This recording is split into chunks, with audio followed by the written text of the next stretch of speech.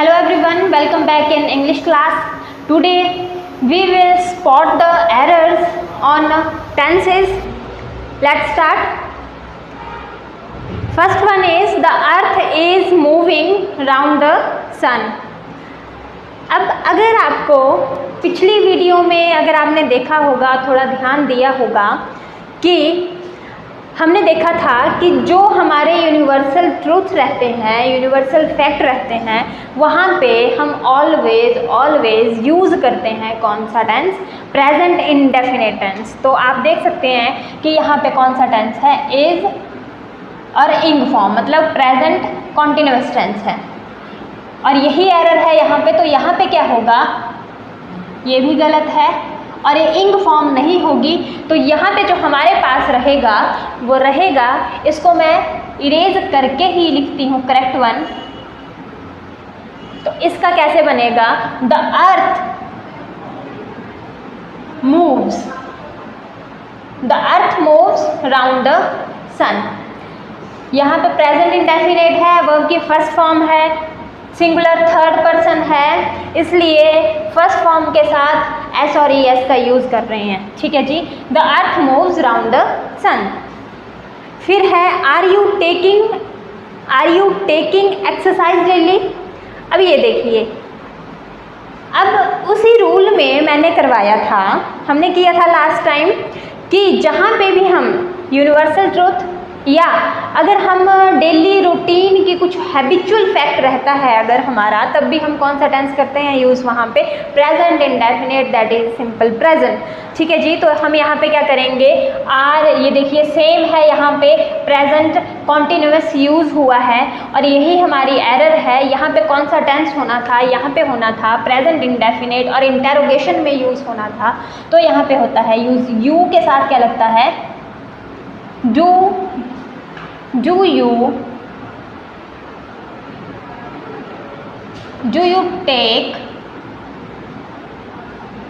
you take exercise daily? ठीक है जी। डू फर्स्ट फॉर्म है वर्ब की, तो do you take exercise daily. तो ये है आपका प्रेजेंट इंडेफिनिट टेंस, मतलब हैबिचुअल फैक्ट था तो प्रेजेंट इंडेफिनिट में ही रहेगा। नेक्स्ट है I have written you a letter yesterday.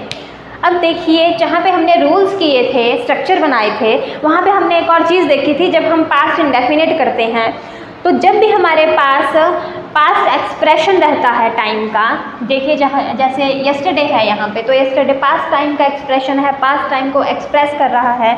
तो यहाँ पे हम हमेशा कौन सा टेंस करते हैं? यूँ सिंपल पास्ट करते हैं। और सिंपल पास्ट का मतलब सेकंड फॉर्म, तो यहाँ पे हमने सिंपल सेकंड फॉर्म ही यूज़ करनी थी। तो मतलब आई हैव रिटन नहीं आना था, ये आपका प्रेजेंट परफेक्ट हो गया। तो हमने करना था आई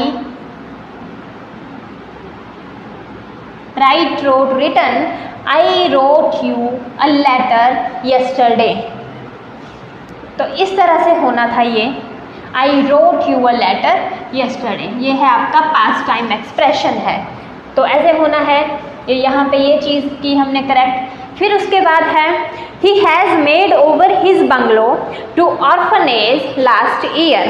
अब देखिए अगेन सेम एरर, यहाँ पे भी पास्ट टाइम देख सकते हैं आप, लास्ट ईयर है और पास्ट टाइम एक्सप्रेशन है। तो हमने has present V3 present perfect tense है, प्रेजेंट परफेक्ट टेंस में पास्ट एक्सप्रेशन नहीं आता है, सिंपल पास्ट में ही आएगा। तो यहाँ पे यही मिस्टेक है। तो यहाँ पे क्या आएगा? ही has made second form, he made over his bungalow to orphanage last year। तो मेड ही होना है, मतलब सिर्फ V2 यूज़ होगी, कोई हेल्पिंग वर्ब नहीं होगी, क्योंकि सिंपल पास्ट में हम सिर्फ वर्ब की सेकंड फॉर्म यूज़ करते हैं। और अगर इंटेरोगेशन या नेगेशन है तो हम डिड, जो कि क्या है? डू की सेकंड फॉर्म है। फिर उसके बाद है आई am writing a book on grammar for 3 months। अब देखिए आई am writing a book on grammar for 3 months। देखिए कहाँ जैसे एरर है।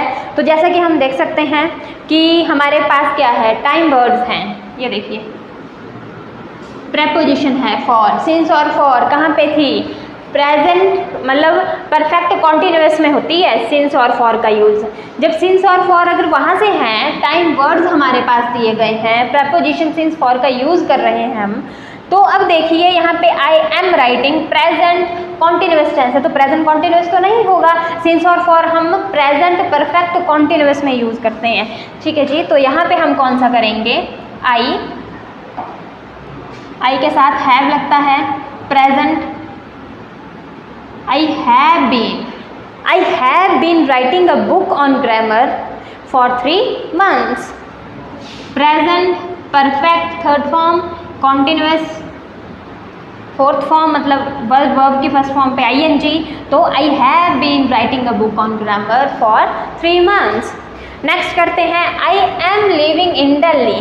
अब देखिए यहाँ पे बताया जा रहा है कि मैं दिल्ली में रहता हूँ, मैं दिल्ली में रहता हूँ, मतलब ऐसा नहीं है कि मैं आज हूँ, मैं आज ही रह रहा हूँ या मैं अगले दिन नहीं रहूँगा, मैं रहता हूँ, मेरी हैबिट है, मैं दिल्ली वहीं रहता हूँ, ठीक है। तो आई एम लिविंग इन दिल्ली, तो यहाँ पे अब जब हैबिट है, किसी की आदत है, वहीं रहता है, डेली रहता है, तो इसका मतलब ये क्या है, कौन सा है, यहाँ पे क्या लगेगा आपका, डेली हैबिट वाला है, हैबिचुअल फैक्ट है। तो यहाँ पे हम ओनली वर्ब की फर्स्ट फॉर्म यूज करेंगे, सिंपल प्रेजेंट। तो आई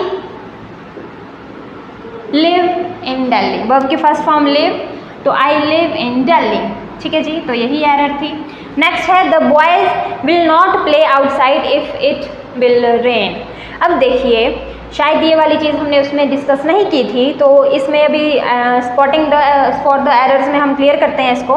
देखिए जब एक टेंस में, एक सेंटेंस में कभी भी डू फ्यूचर नहीं आएंगे और जो कंडीशनल रहेगा हमारा क्लॉज, उसमें हम अगर हमारे पास इस तरह से है the boys will not play outside, boys बाहर नहीं खेलेंगे अगर बारिश होती है, ठीक है जी, तो दोनों फ्यूचर नहीं आएंगे। तो जो कंडीशनल वाला है, क्लॉज है, उसमें हम कौन सा यूज़ करेंगे, सिंपल। तो if it, singular third person, if it rains, The boys will not play outside if it rains। तो इस तरह से रहेगा ये। 8th वन है it is raining continually for last week। अब देखिए again expression of past time, तो कैसे करेंगे हम इसको, it is raining continually for last week। अब ये देखिए इसमें हमारे पास कौन सा आ गया, देखिए यहाँ पे हम प्रेपोजिशन देख सकते हैं सिंस और फॉर। अब सबसे बड़ी गलती यहाँ पे क्या है, 2 एरर्स हैं यहाँ पे, सिंगल एरर नहीं है। एक तो हो गई कि यहाँ पे प्रेजेंट कॉन्टिन्यूअस यूज़ नहीं होना था, यहाँ पे होना था प्रेजेंट परफेक्ट कॉन्टिन्यूअस। तो मतलब इट के साथ हम यूज़ करते हैं इट हैज़ बीन रेनिंग कॉन्टिन्यूअली। अब लास्ट वीक हमें पता है कि जो पिछले वाला हफ्ता है, ठीक है, तो ये क्या है, ये आपके पास एक पर्टिकुलर दिया है, पॉइंट टाइम दिया है, तो इसके साथ सिंस प्रेपोजिशन यूज होनी थी। It has been raining continuously since last week, this is the correct one. Next है I shall help you if you will come to me. Again 7th की तरह है I shall help you if you. अब देखिए 2 future एक साथ नहीं आएंगे, जो कंडीशनल वाला है वो किस में हो जाएगा, सिंपल प्रेजेंट में हो जाएगा। I shall help you if you will हट जाएगा, if you come to me, simple हो जाएगा। This is the correct one, ठीक है जी। तो इस तरह से हमारे ये कुछ एरर्स थे जिनको हमने स्पॉट करना था। तो इसमें आज 2 रूल्स नए हो गए जो हमने लास्ट टाइम डिस्कस नहीं किए थे, बाकी प्रीवियस की है। तो इस तरह से हमारे कई बार एग्जामिनेशन में स्पॉट द एरर्स के लिए क्वेश्चन आ जाता है और हमें एरर्स को स्पॉट करना होता है। तो मिलते हैं अब नेक्स्ट वीडियो में एक नए एक्साइटिंग टॉपिक के साथ। तो ये टेंस का था, आई होप आपको अच्छा लगा होगा। इसको रिवाइज करिएगा, टिल देन आप इसको रिवाइज करिए। मिलते हैं नेक्स्ट वीडियो में, टिल देन कीप स्टडी।